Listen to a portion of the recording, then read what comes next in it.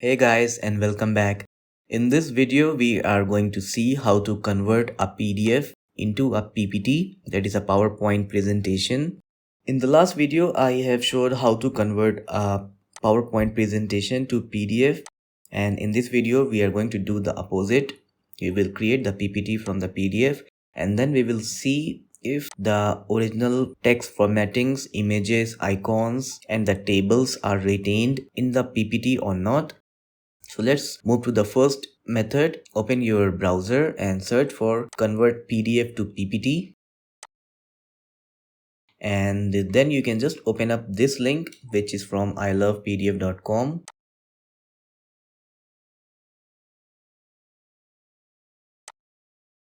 And then click on select PDF file. Either you can browse through the folders and select the file that you want to convert, or you can just directly drop and drag it into the browser and the file will be uploaded automatically. Then you can just click on convert to PPT and let the conversion be over. After that, you can just click on download PowerPoint, and then you can open the folder in which you have downloaded the PPT. I'll just change the name so that we can compare the file sizes later.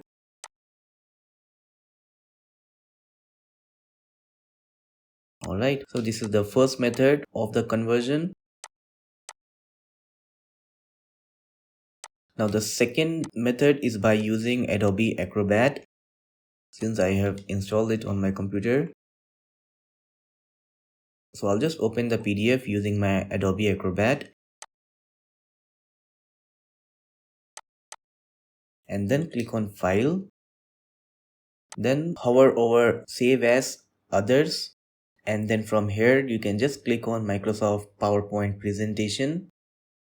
Alright, and you can give it a name if you want, and then click on Save. And the PPT has been created. And this is my original PPT using which I have created the PDF at the first place, and then using that PDF I am converting it back to PowerPoint. So the original PPT has a file size of 339 KB. Then the PPT which was created using online portal has a size of 510 KB. And then finally the PPT which was created using Adobe Acrobat has a size of 438 KB. And now let's open the PPT and see if all the formattings are retained or not.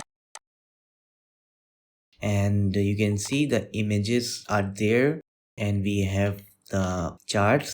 The images are also identified, and we have the table as well.